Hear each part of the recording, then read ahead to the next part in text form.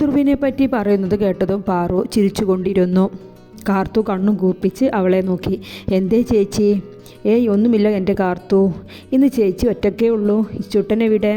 അവൻ അച്ഛൻ്റെ കൂടെയുണ്ട്. ചേച്ചിയുടെ ഭർത്താവ് അദ്ദേഹം മരിച്ചുപോയി. പാറു അതും പറഞ്ഞ് നടന്നു നീങ്ങി. കാർത്തു കേട്ടത് വിശ്വസിക്കാനാവാതെ അവിടെ തന്നെ നിൽക്കുകയാണ്. പാറു ഒന്ന് തിരിഞ്ഞു നോക്കി. ചേച്ചി, really sorry. Hey, no problem, വാ നമുക്ക് നടക്കാം. അവർ കയ്യും പിടിച്ച് അവിടെ ചുറ്റും നടന്നു. രാത്രി ഇച്ചുട്ടനുമായി ഗെയിം കളിച്ചു കൊണ്ടിരിക്കുകയാണ് ധ്രുവ്. പാറു അവരുടെ അടുത്തേക്ക് ചായയുമായി വന്നു. ഇന്ന് ഹിറ്റ്ലറുടെ കൂടെ ഇരുന്ന് ചായ കുടിക്കട്ടെ. ഒരു കപ്പ് ചായ എടുത്ത് കുടിച്ചുകൊണ്ട് പാറു പറഞ്ഞു. ഹിറ്റ്ലറോ? എവിടെ ഹിറ്റ്ലർ ഏട്ടത്തി? അതോ ധ്രുവ്? ഹിറ്റ്ലർ മാത്രമല്ല, കാട്ടുമാക്കാൻ അങ്ങനെ എന്തൊക്കെയോ. ഡോക്ടർ കാർത്തിക ഡോക്ടർ ധ്രുവനാഥിനെ കുറിച്ച് പറഞ്ഞതാണ്. ഡോക്ടർ കാർത്തിക? അവളെ ഏട്ടത്തി എവിടെയാ കണ്ടത്? ധ്രുവ്: എന്ത് പാവം സുന്ദരി കുട്ടിയാ അവള്. അതിനോട് ദേഷ്യപ്പെടല്ലേ. എന്നെക്കുറിച്ച് എന്തൊക്കെയാ പറഞ്ഞെന്നറിയോ? അവളോട് എപ്പോഴും ദേഷ്യപ്പെടുമെന്ന്, അവളുടെ അടുത്ത് ഇനി വായ തുറക്കുന്നത് തന്നെ വഴക്ക് പറയാനാണെന്ന്. ഹോ, എന്നോട് പറയാൻ ധൈര്യമില്ല അവൾക്ക്. പകരം വീട്ടുകാരോട് ഫ്രണ്ട്സായി എൻ്റെ കുറ്റം പറഞ്ഞു നടക്കലാണ് പണി. അവൻ ചിരിച്ചുകൊണ്ട് പറഞ്ഞു. ദൈവത്തെ ഓർത്ത് അവളെ അറിയിക്കല്ലേ. നിൻ്റെ പേര് കേട്ട അവൾ പിന്നെ എന്നോടുള്ള ഫ്രണ്ട്ഷിപ്പ് അവസാനിപ്പിക്കും. ഞാൻ ഒരിക്കലും പറയില്ല ഞാൻ നിൻ്റെ ഏട്ടത്തിയാണെന്ന്.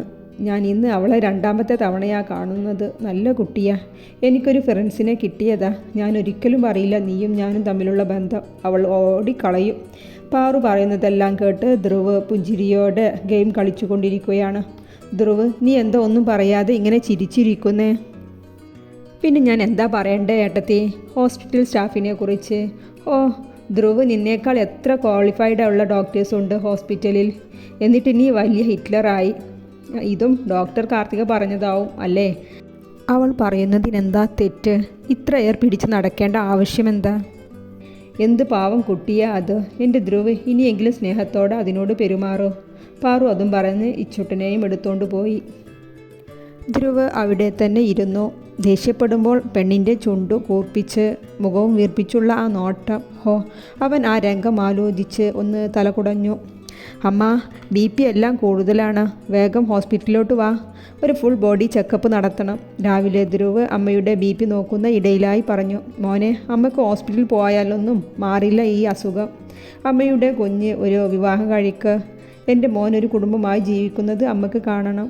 അമ്മേ, ഈ തിരക്കൊക്കെ ഒന്ന് കഴിയട്ടെ. നമുക്ക് സുന്ദരി പെണ്ണിനെ തന്നെ ചെറിയ മരുമകളായി കൊണ്ടുവരണം. അവൻ ഒരു പുഞ്ചിരിയോടെ പറഞ്ഞുകൊണ്ട് വാച്ചിലേക്ക് നോക്കി. അയ്യോ, സമയം വൈകി. ഞാൻ ഹോസ്പിറ്റലിലോട്ട് പോകുക. ബൈ അമ്മ. അവൻ അമ്മയുടെ നെറ്റിയിൽ ചുംബിച്ചു.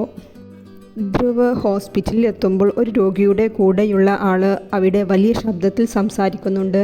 കാർത്തു എന്തു പറഞ്ഞിട്ടും അയാൾ വെപ്രാളപ്പെട്ട് സംസാരിച്ചു കൊണ്ടിരിക്കുകയാണ്. ഏകദേശം 30-35 വയസ്സ് തോന്നിക്കുന്ന ഒരു യുവാവ്.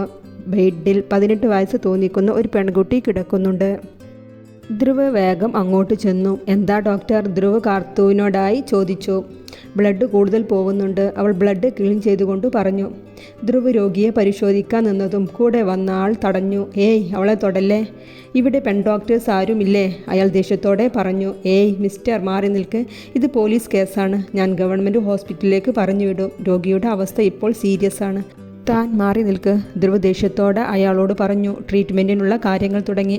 കാർത്തു ധ്രുവിൻ്റെ ക്യാബിനിൽ പേഷ്യൻറ്റിൻ്റെ കേസ് സ്റ്റഡി ചെയ്യുകയായിരുന്നു. ധ്രുവ് അങ്ങോട്ടേക്ക് കയറി വന്നു. ഡോക്ടർ കാർത്തിക, തനിക്ക് ഇന്നലെ നൈറ്റ് ഡ്യൂട്ടി ആയിരുന്നോ? അതെ സാർ. ഡോക്ടർ ഹാരോൺ ഡ്യൂട്ടിയിൽ ഇല്ലായിരുന്നോ? സാറിന് രാത്രി തീരെ സുഖമില്ലായിരുന്നു. നന്നായി പനിച്ചിരുന്നു. രാത്രി ഞാൻ ശ്രദ്ധിച്ചോളാം. ഡോക്ടറോട് വീട്ടിൽ പോകാൻ റെസ്റ്റ് എടുക്കാൻ പറഞ്ഞു.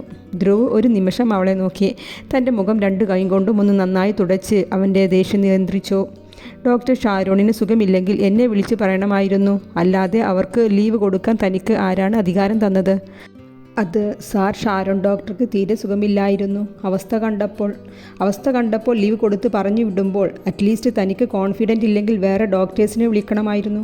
അല്ലെങ്കിൽ എന്നെ വിളിക്കണമായിരുന്നു. ഈ സമയത്ത് ഞാൻ വന്നതുകൊണ്ട് ആ രോഗിയുടെ ജീവൻ പോയിരുന്നെങ്കിൽ താൻ സമാധാനം പറയുമായിരുന്നോ? താൻ എന്താ കരുതിയിരിക്കുന്നത്? ഈ ഹോസ്പിറ്റലിൽ എനിക്ക് മാത്രമേ ഉത്തരവാദിത്തമുള്ളൂ എന്നാണോ? അവൾ എല്ലാം കേട്ട് തല താഴ്ത്തിയിരുന്നു. ഇപ്പോൾ താൻ പോവാൻ നോക്ക്. അവൾ ഒന്നും മിണ്ടാതെ അവിടെ നിന്നും എഴുന്നേറ്റു പോയി.